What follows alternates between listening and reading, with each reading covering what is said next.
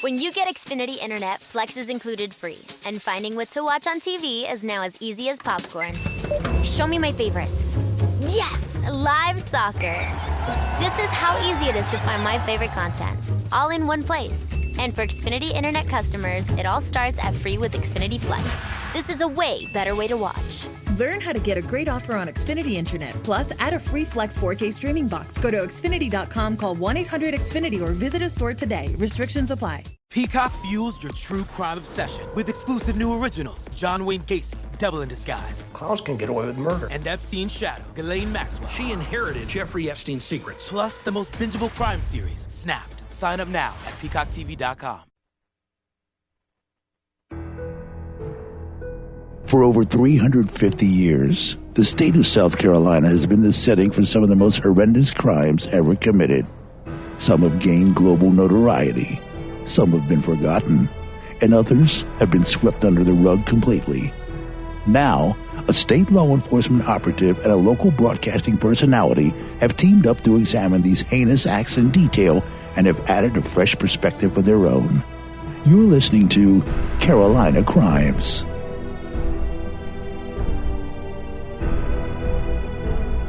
And welcome back to Carolina Crimes. We appreciate you joining us here this week for episode 28. And this is going to be something a little different. We're going to switch a few gears this week. We alluded to it last week that this is going to be a double episode. It's going to be, we're going to talk about two separate cases. I'm going to take half. Danielle's going to take half. But nonetheless, they're going to be equally riveting, and these are actually going to be straying from the norm in their unsolved cases. Yes, we've always talked about wanting to do this. We just haven't done it yet because we've had so many that have come in that have it kind of, there's always a finality to it, and these aren't it. So it will be interesting to put those out there and then see if anything comes back from it. Right. And, again, if you're just joining us for the first time, I'm one of your hosts, Matt Hires, along with Danielle Myers. Sorry, forgot to introduce ourselves at the beginning. How rude of us. But we appreciate you joining us here. If you haven't already, if you're listening on Apple Podcast or Apple iTunes, go ahead and hit that purple subscribe button. Please throw us a 5-star review and tell us a little something in the comments about in the review section about what you like about the show, your pets' names, anything like that, any show suggestions. You can also follow us on Twitter at SCCrimesPod, on Instagram at Carolina Crimes Pod, or we've got something special coming out at Carolina Crimes Store where you can get all your Carolina Crimes gear just in time for upcoming football season here in South Carolina. Woo, I'm excited. Yeah, me too. We're already in the thick of the high school season, which is keeping me busy. But we're going to have Carolina Crime shirts. We're going to have a Clemson edition, and we're going to have a USC edition. So you're going to be able to pick which school you support, which Carolina Crime shirt you want to wear out to the tailgates. They're going to be short sleeve for now because it's still August, and it's going to be hot out there at these ball games. So little something for you to wear there, and there's going to be something special attached to these. We're going to keep tally of how many of each school's shirts that we sell, rather Clemson or Carolina, and at the end of the football season, whoever has sold the most shirts, whichever edition Clemson or Carolina sells the most, we're going to donate a portion of the proceeds from the sale of those shirts to the winning school's criminal justice department. So a little more incentive to get out there and cast your vote by buying a shirt, rather University of South Carolina or Clemson, and get out there and get those shirts. Be proud to wear them out to tailgates, out and around town, out and around the state of South Carolina. We certainly appreciate everyone that has visited Carolina Crime Store and helped make this show possible. Yes. Yes, definitely. Well, speaking of Carolina and Clemson, we are still in the summer of suggestions, and this is a suggestion. We're going to start off the first half of this show talking about a Clemson student, an incident that happened in 1997. And this was a suggestion that came from Superfan. I feel like she's part of the family, and you are. Yes. Christy Mize, thank you so much. But we're going to go ahead and jump into it, Danielle. Anything you need to say before we get rolling? No, I'm interested to. I haven't. I don't know a lot about the case that you're doing, so it'll be interesting to hear what you have to say about that. And like I said, hopefully we'll have something come from one of these two cases. Right, and again, these are cases that law enforcement does need the public's help with, and they're several decades old, so maybe this can help jog someone's memory. That's the hopes. Yes. Well, this first half of the story, this first portion, it starts in Prosperity, South Carolina. And Prosperity is a small town of about 1,100 people, just northwest of Lake Murray. I think you're familiar with Lake Murray, Danielle. Yeah, just a little bit. That's where she lives. Found this interesting that Prosperity was originally named Frog Level. Never heard that.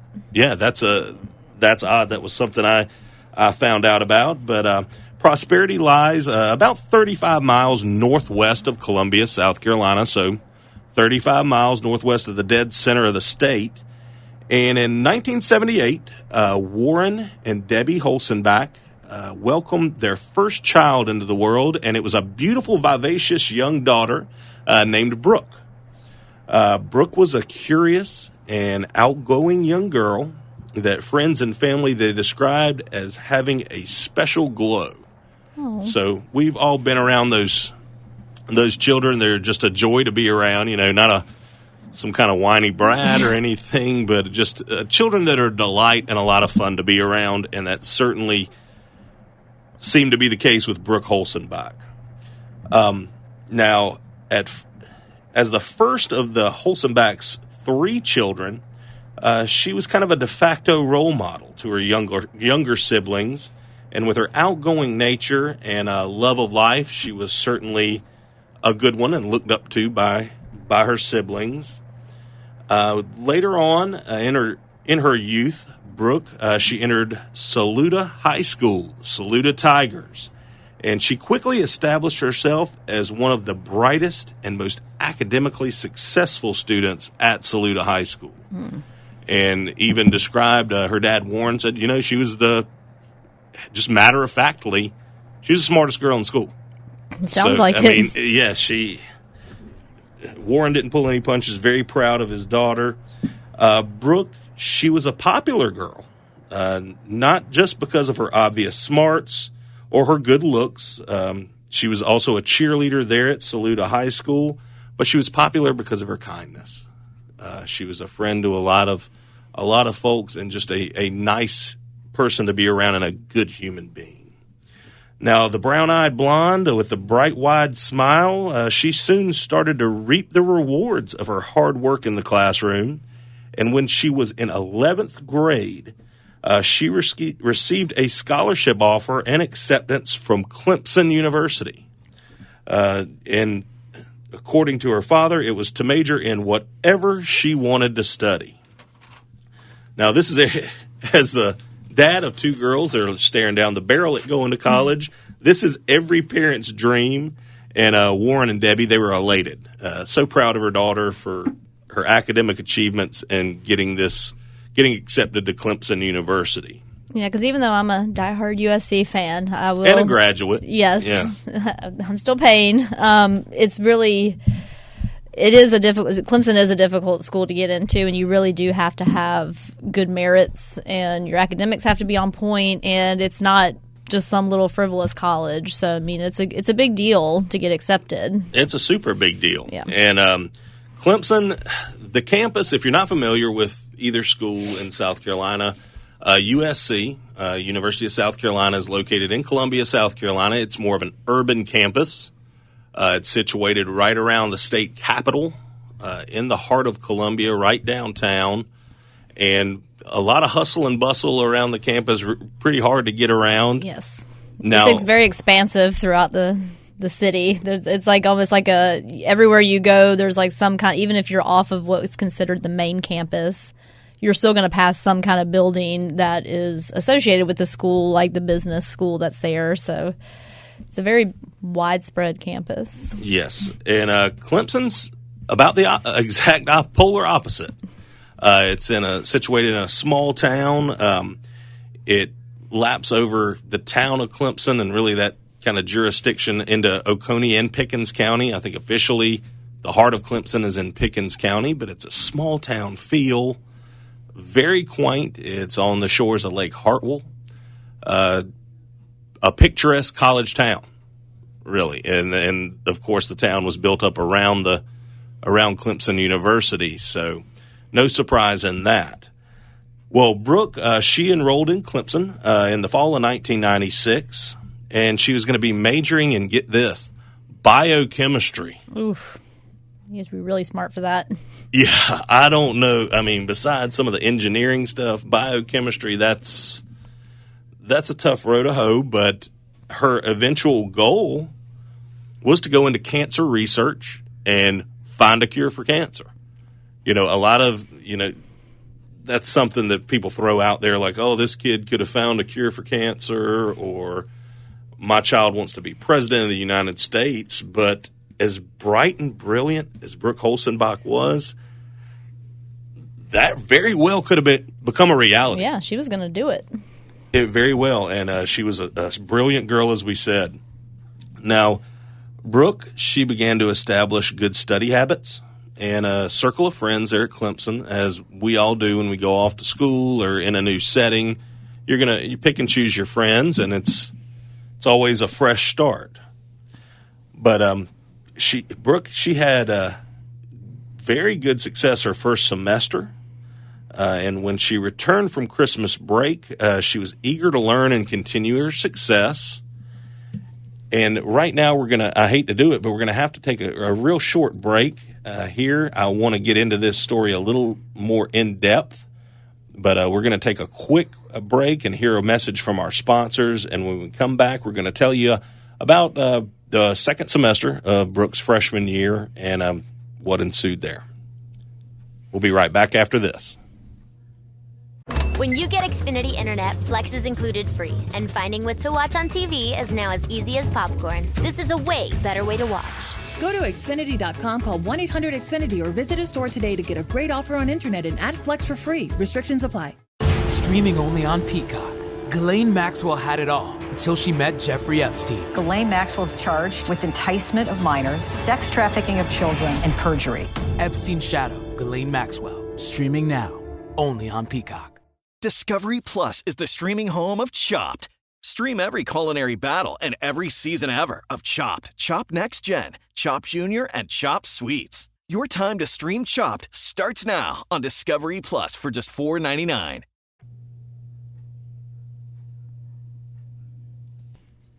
When we left off, Brooke Holzenbach, she was getting settled in to campus life at Clemson University, getting settled into her studies, and her first semester of her freshman year in 1996 there was a success. Well, after Christmas break, of course, Brooke returned to campus and resumed studies. And it was on a Wednesday night, February 19th, 1997, that around 9:30 p.m., Brooke went to see a friend in his dorm room, Bryant Gallup. Now, he was a platonic friend. They weren't romantically linked at all. But Bryant, he was in his room hanging out with his friend Jeff Dubansky. And the guys had been drinking a bit, and they wanted to go mudding.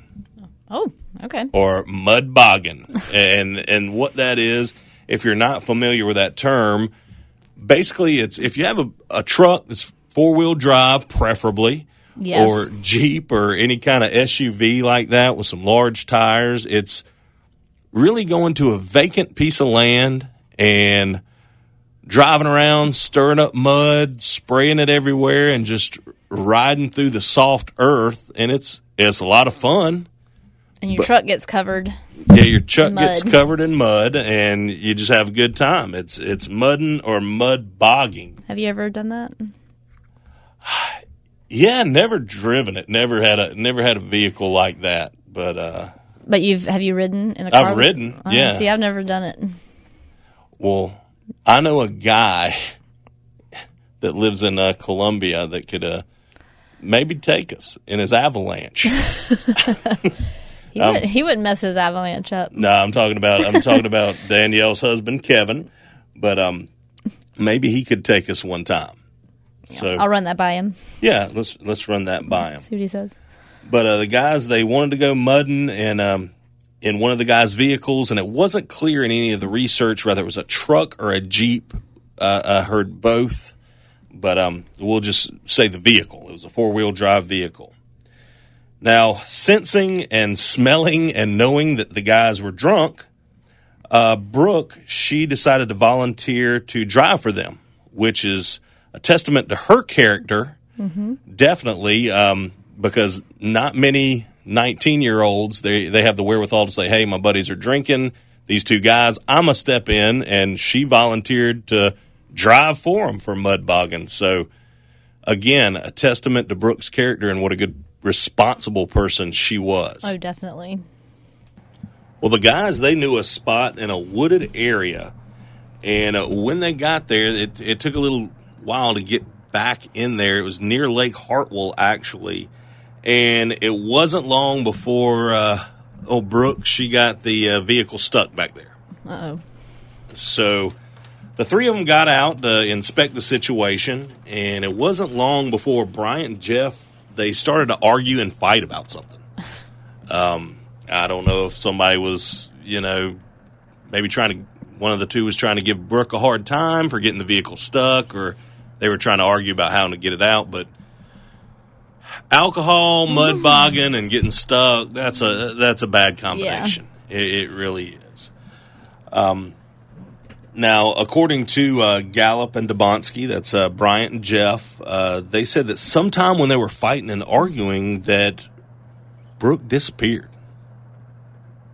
They said they thought she had walked away alone into the woods. Huh. Which is... So they're in the middle of arguing. Yeah, the two guys... And then they turn around and she's just not there. And she's just walked away or gone. And they thought, well, maybe we were so off-putting and she just got tired of the BS that we'd run her off. Yeah. Basically, she was tired of dealing with our drunk, stupid asses and had to go off somewhere. That's a very plausible theory. Yeah, and you as a female, you've probably been in that situation where, hey, I'm not participating in this trash. I'm out of here. Well, like I said, according to Gallup and Dubonsky, they said sometime during the fight, Brooke did walk away, and they said that they assumed she was just disgusted with him and left. And you got to think, if they were mudding on some property, that more than likely they were probably trespassing. Yes. So the guys were probably causing a scene, and she didn't want anything to do with that.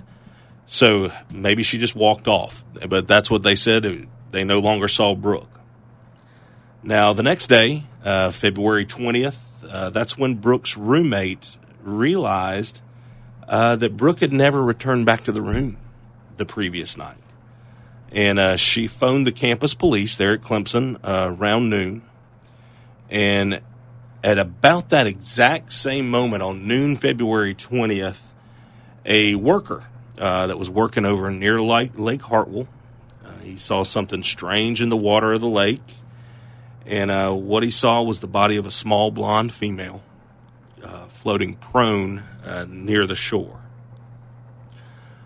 Oconee County Sheriff's Department, they were immediately notified, and the coroner came and they identified the body as that of Brooke Holzenbach, the 19-year-old subject of this story from Prosperity, South Carolina. And it wasn't long before investigators, of course, one of the first questions was, who was she with last night? Mm-hmm. And they tried to find the last people that were in contact with Brooke while she was alive. Now, Detective Greg Reed, who's now a captain with the Oconee County Sheriff's Department, he found out that the last known persons that were with Brooke were Bryant Gallup and Jeff Dubonsky.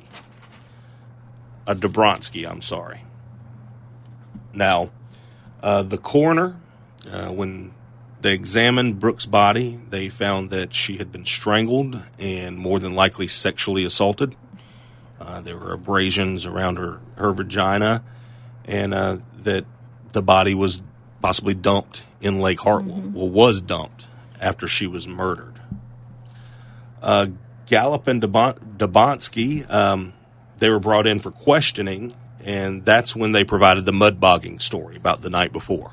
That was the last time they saw him. Gallup and Dabonsky, they both told Detective Reed that once they realized Brooke was missing, Bryant Gallup, he stayed with the truck, and Jeff Dabonsky went for help and went looking for Brooke. Where did she go? Jeff said that he was looking for Brooke, and as he got closer to the bridge that went over Lake Hartwell, right near where they were, that he thought he had heard a voice. And he said he had looked up in the air, and he showed the police exactly where he was when he'd heard that voice. And he said he couldn't see anything. Didn't see anything in the water, didn't see anything on the shore, nothing out of the ordinary. But he said it was weird because he had heard a voice, but he couldn't tell where it was coming from. It ended up that was only where he stopped on the bridge was 50 feet from where Brooke's body was found. Oh, maybe it could have been her calling out? Possibly. And police, they also noticed that Dabansky had bite marks on his shoulders. And he explained that away by saying it was from the fight with Bryant. Now, I've been in scuffles with guys and, fighting around, and, people have a little bit too much to drink in college. You start wrestling around a little bit, especially out in the mud. But I've never bit anybody, nor have I been bitten. So that's odd. That is very odd. That's for somebody that's really intending to hurt you. I mean, you punch somebody, but I mean, but a bite mark, that's somebody that's struggling against you. Yes. Struggling. Now, this investigative technique, and you chime in on this, please, Danielle. Okay. It was a different technique that I haven't heard of, but police took Bryant Gallup to Lake Hartwell when the authorities were actually recovering Brooke's body, and he was sitting on a curb just bawling his eyes out, crying. Mm-hmm. And up to this point, all that he allegedly knew was that her dead body was found. And, of course, he's going to be upset. That's explainable, but he was crying. And Detective Reed asked him why. And he said that he had an awful feeling that something bad had happened to Brooke. This is before he was even informed that she had been strangled, before he was even informed that she had been possibly sexually assaulted. But he still let out that he thought something awful had happened to Brooke. So that was a red flag for investigators as well. So he was on the scene. They brought him out there purposely. Yeah, purposely to while they were removing her body. Correct. And maybe that's commonplace. I don't know. I don't think I've ever really heard about somebody being brought out to an actual scene where a body is being recovered and have someone who last saw them witness that. Mm-hmm. But I have seen where detectives will question somebody who they think could be a person of interest, maybe not a suspect, but a person of interest, and they will have pictures from the crime scene or the body, autopsy photos, things like that, and they will show these people. It's like basically showing their cards, and they do it to warrant a reaction and see if they're going to get the reaction that they think a person who genuinely doesn't have anything to do with this in a scene, something that's horrific, for the first time, has that reaction. And it kind of, because when you're looking at the picture or what they're putting in front of you, you're looking at that, but they're looking at you.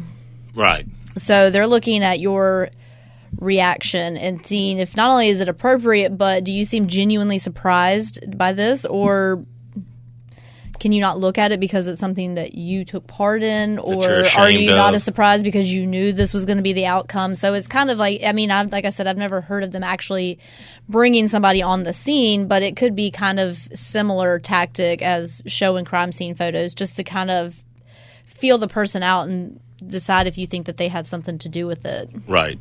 So Gallup and Dobronsky, they were definitely worth questioning, but they weren't named as suspects in Brooke's murder.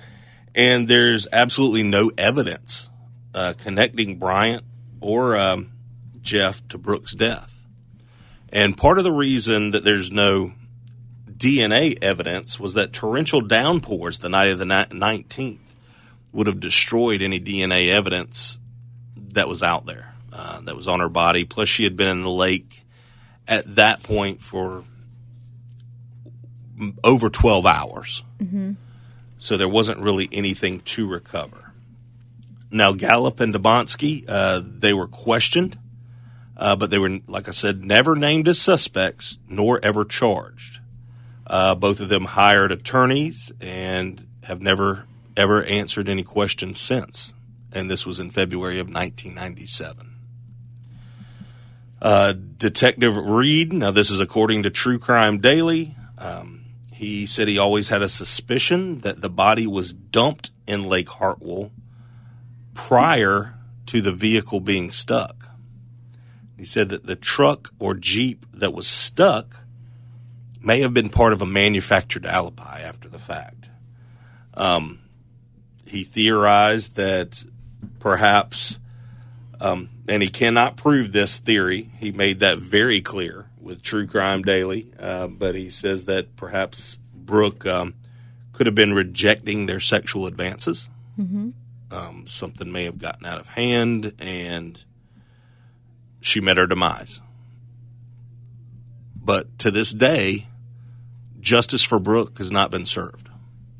The killer's never been brought to justice, and this brilliant, lovely young lady at the age of 19, a freshman at Clemson University, was strangled, sexually assaulted possibly, and dumped in Lake Hartwell. It's awful.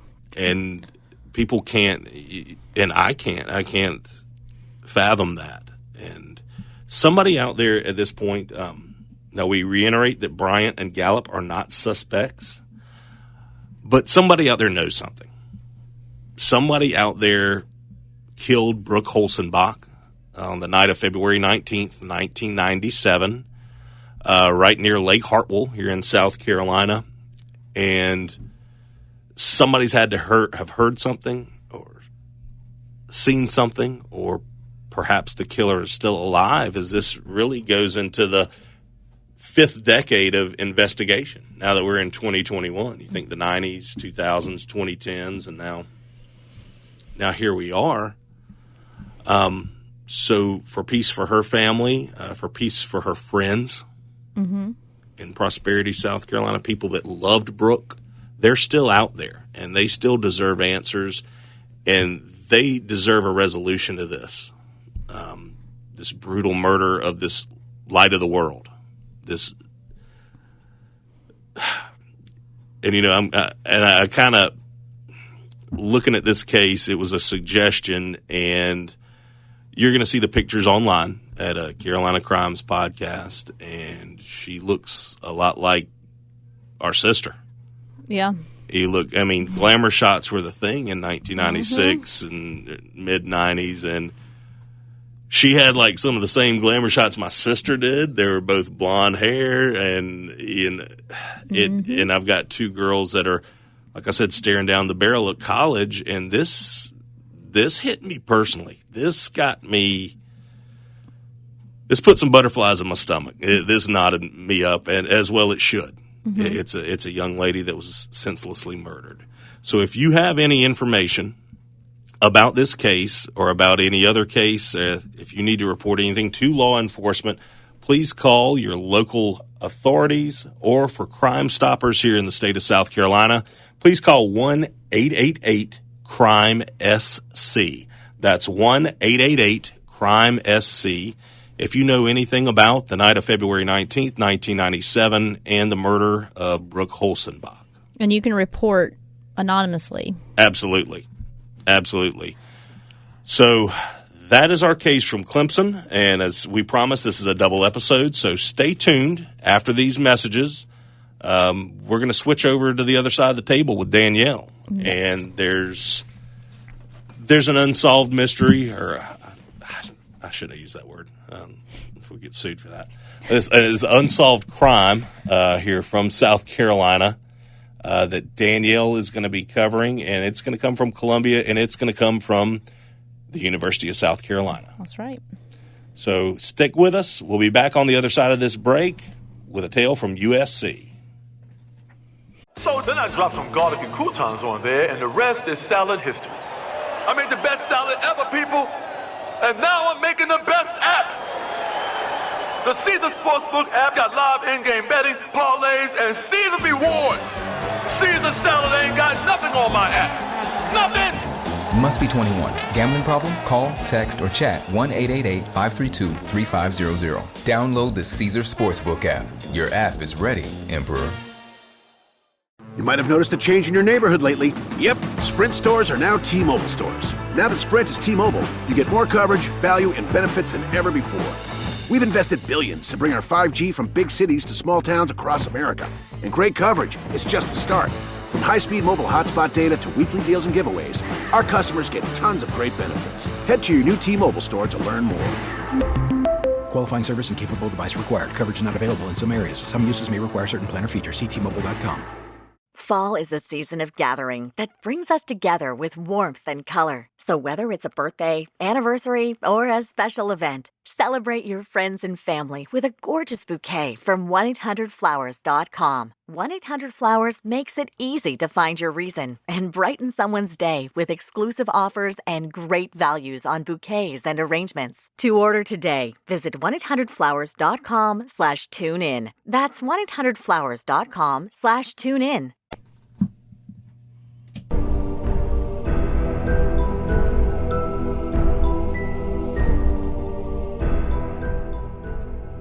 Welcome back to Carolina Crimes, and welcome back to the second half of this double episode that we've got here on tap for you. Danielle, I think you're gonna take this one over, and it's gonna be a tale. The last case we covered, it was from Clemson University, the murder of Brooke Holzenbach that's still unsolved to this day, and you've got a similar case from the University of South Carolina that authorities need help with. Yes. And this is one that when we first started coming out and telling like friends and family that we were going to be doing this podcast, I actually heard this suggestion by a couple people in my family, and I remember thinking, who is this and what is this? And I've never heard of this case and who this person is. And my mom and my sister were both like, you've never heard of this? And I mean, I look back at it now and I was like 6 at the time. So no, I don't think I was exposed to that at the time. But looking into it, it actually is a very well-known case, especially in like the Columbia area. Anybody who was around that time, you can ask them and they say, I absolutely remember what happened. I remember the fallout afterwards. And so it's just a case that I was like, well, since we're going to be doing this unsolved, this would be one of the good ones to start with as well. And unfortunately, this one does not have as much meat to it as yours does. But it still has hopefully just enough to trigger something. Yeah, there's not as much story, but it's just as equally important that this family gets resolution as well. It's very important for multiple reasons, and we will get into that. But we'll just go ahead and start with a little overview of the case, and then the different theories that they have, and some of the other information that kind of sparked this being brought back up into the forefront. So on September 23rd in 1992, 23-year-old Dale Dinwiddie went to a U2 concert that was being held at the Williams-Brice Stadium in Columbia, South Carolina. And if you're not familiar with that, that is where the Gamecocks play. I have been there a time or two. And it is, I've actually been to a couple, I went to a Kenny Chesney concert there one time. So, Really? Yeah. Really? Yeah, so it's a good place to have a concert. And U2 was big at the time. Yes, they were on top of the world. Yes. Around this time period. I mean, they were one of the hottest acts in the world. And I think this is going to be, I know I've read something about this, but this was around the time when Garth Brooks was hot. He was my first concert. That was my first CD I ever got. And he's coming back, and I'm excited. But Garth Brooks and U2, they kind of swapped. I mean, I think U2 was the best-selling world tour of all time at that point, and then maybe Garth Brooks overtook that at some point. But that's just the magnitude. That's what U2 was right then. Yes. And also, one thing that we don't get here a lot in Columbia, South Carolina, being the capital, there aren't a lot of bands that come here. You know, usually we have to venture to Atlanta, Charlotte. I've been to both for multiple concerts. And so it's a pretty big deal to have such a big act playing right in the heart of the city. And on top of that, playing at the stadium where everybody goes on Saturdays to see the Gamecocks play. Right. So she went with a group of her friends, went to this concert, and the concert ended around 11:15. And being, 23-year-old, you have a concert, you're with your friends, you're having a good time. You're not ready to call it a night, and you want to continue having a good time. And so Dale and her friends headed to the 5 Points area of Columbia. And if you are not very familiar with the Palmetto State's capital city and 5 Points, 5 Points is a very big place for college students. It's big on dining. They've got shopping, but it's also well known for a lot of the nightlife scene. Is there's these hubs of bars where you can just one road, and it's the perfect bar hopping. Yeah, bar place. to bar to bar, and I'd be lying if I didn't say I've enjoyed myself down there a few times, and I heard I enjoyed myself. I heard I had a great time, but that's the kind of place it is. As a hub for college students that are over the age of 21, just bopping back and forth and going from bar to bar to bar. And yeah, and it wasn't uncommon to go with your friends, and you would go by yourself, or you'd go with a group, and you would meet up, and you would that would be your night, is to bar hop and do those different things. It's not very far from USC campus, so right. It's a walking distance for some people, and so people were able to really just have a good time there. And that's what Dale and her friends wanted to do that night, and they ended up going to a place, and I've never been here, but I have heard about it through Kevin and all the college stories that I hear, because he also enjoyed himself at 5 Points when he was in college. But standing right beside him. I know. And they went to a place called Jungle Gyms, which was a popular nightclub at the time. Right. It was happening. And I actually it's since been closed. I don't even remember it, so I think it's been a while since it's closed. But I did manage to find a picture, kind of, sort of, so we will put that up just so you can get an idea of typical bar, what it looks like. And college bar. Yeah, exactly what you would think is exactly what it is.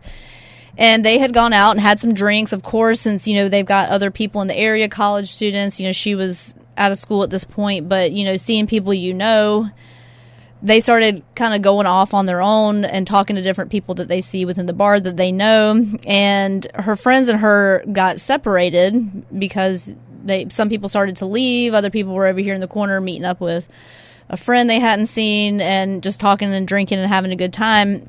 And when her friends were not able to find her, at this point it was September 24th the next day, because it was 1 o'clock in the morning, and her friends weren't able to find her, they just assumed that she had gotten a ride home, or she had called her parents to come pick her up, because she was living with her parents at the time.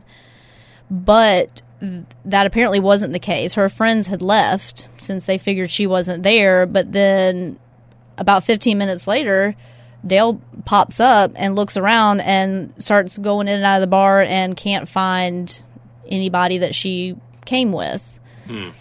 So she goes over to the bouncer at the door and asks if, hey, did you see these people that I came in with? Have you seen any of them? And he said that he didn't.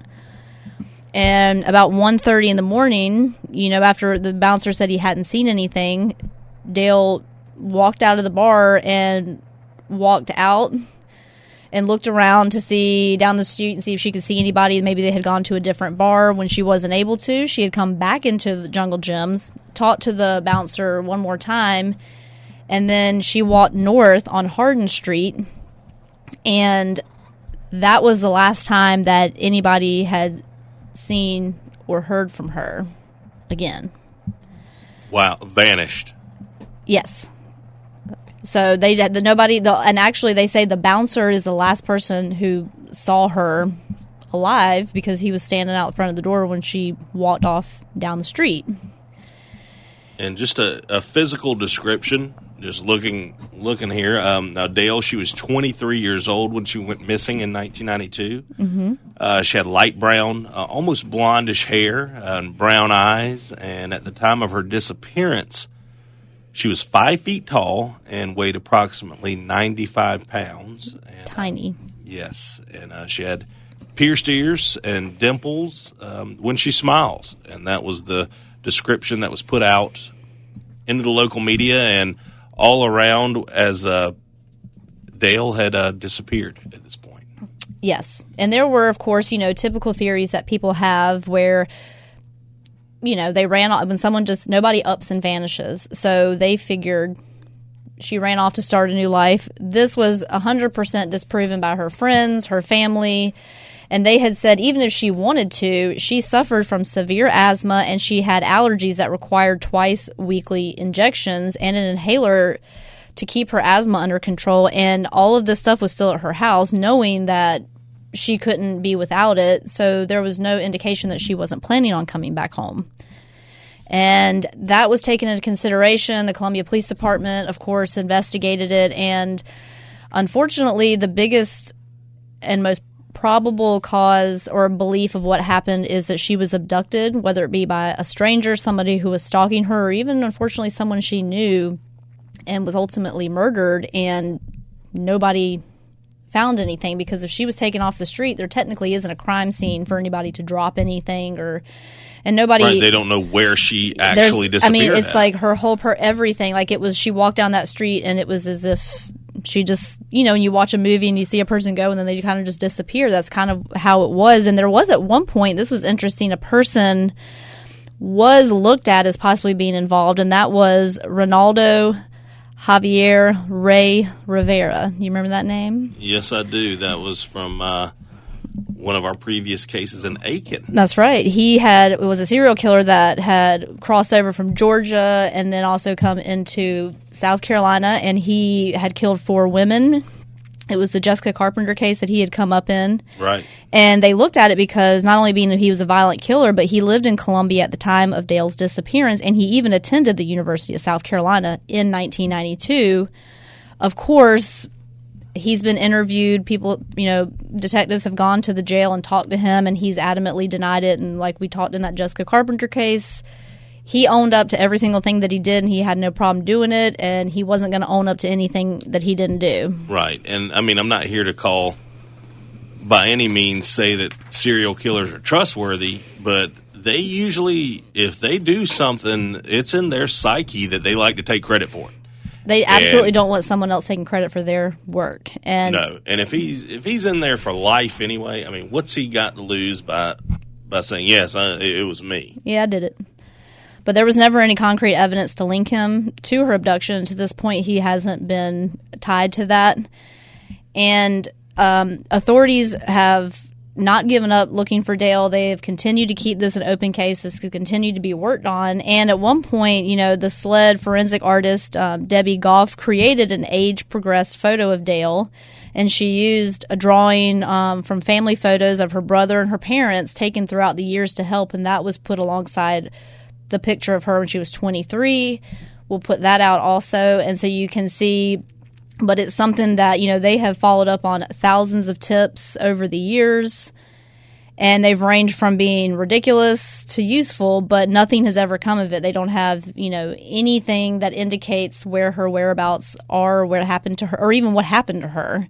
Everything is just speculation and what they believe to have happened. Her dental records and DNA are on file, so if any remains are ever found, it could be put into a system, and she will be able to be identified, which is good, so you won't have just like a Jane Doe out there. But it's been this year, September 23rd, this year, it'll be 29 years since she disappeared.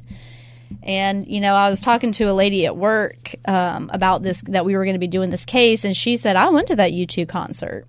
And we went to 5 Points afterwards. And she said that was the thing to do, was you meet your friends and you bar hop, and this is what you do. But she said after that happened, that kind of stopped with people kind of going by themselves, and that'll hurt your business, and being a little bit more aware. And this kind of got brought back into the limelight a little bit because of a recent case. I don't know if many of you, South Carolina, have probably heard about it, specifically in the Columbia area, but a couple of years ago in 2019, 21-year-old Samantha Josephson was abducted from 5 Points. From a bar in 5 Points. She left a bar in 5 Points, got into a vehicle that she believed was her Uber. It was a fake Uber, and her body was found the next day in Clarendon County, and the guy that was responsible was just convicted about a month ago.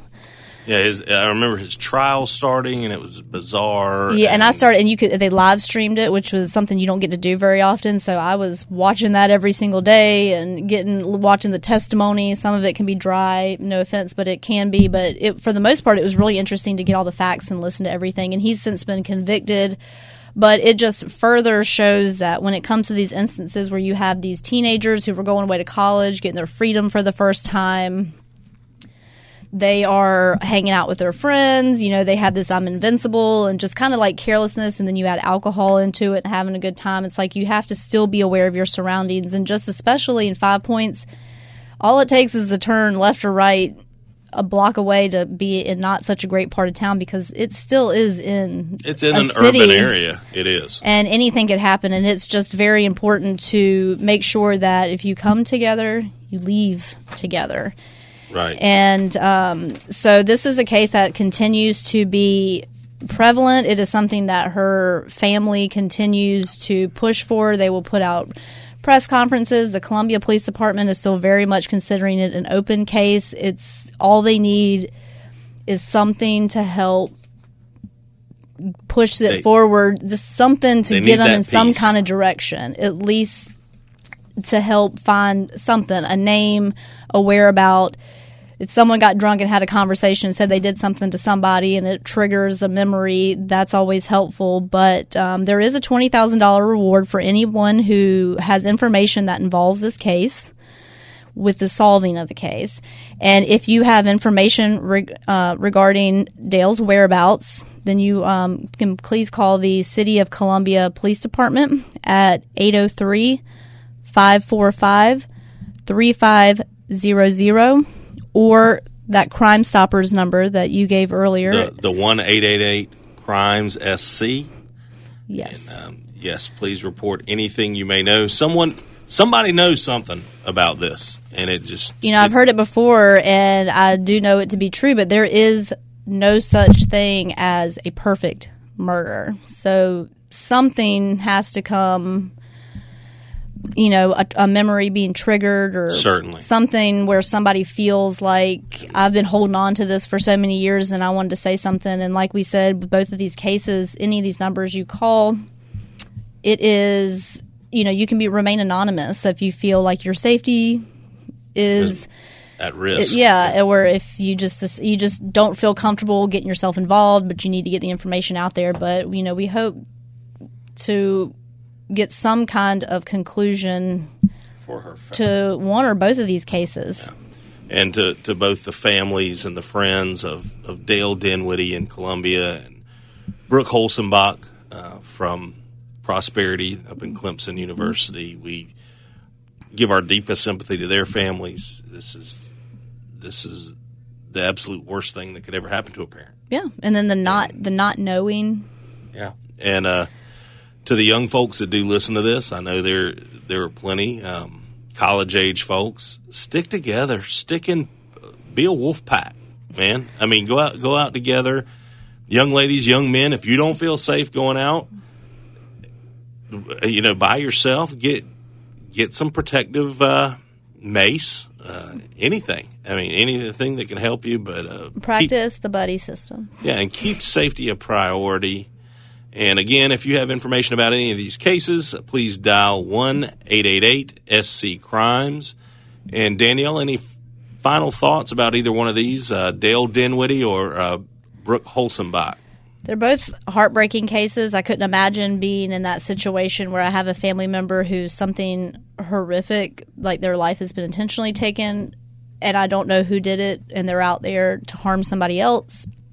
Or like Dale, where you have somebody who, you have a family member that you don't even know where they are. You don't know if they're dead. You don't know if they're alive. You still have to hold out a little bit of that hope, and it's just, I think that's worse than not knowing. 100%. I mean, I think about that 100%. When I hear stuff like this, and it almost is like it would just drive me crazy because you, even if in your heart or in your mind you would know what the truth is, in your heart you just, because it's not physically in front of you still have that hope. And so I just hope that we can do something, give it new legs, make it anything make we can it get do to somewhere. help. Absolutely, anything to help these poor folks. And I kind of how do you like doing these two unsolved cases? Having two of them without conclusions. Is it something you think you would want us to continue to do here and there? I like the aspect of possibly being able to help and honor both these young ladies' memories. Mm-hmm.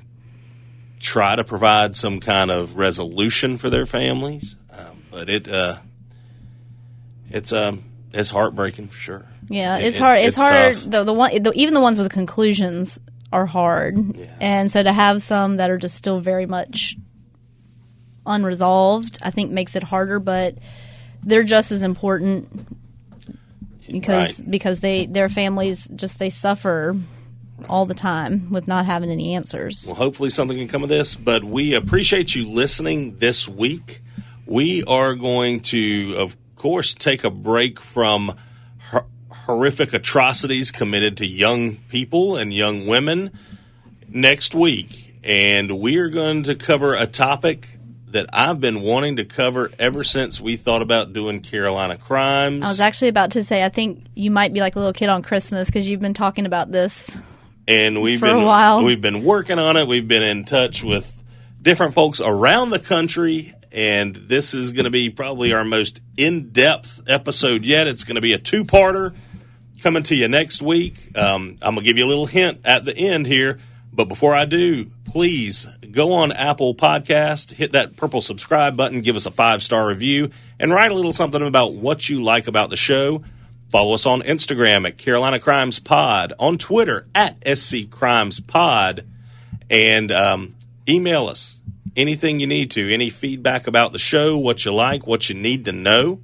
It's Carolina Crimes Pod at gmail.com.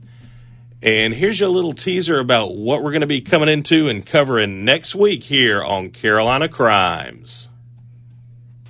The PTL Television Network presents Jim Baker. Praise the Lord. See the things which He has done. Praise the Lord. For the battle has been won. Together we can make it. Together we can fix the world. Together we will praise. Let's welcome our host and hostess, Jim and Tammy Baker, and somebody special. Building Cherry. Darling Mary.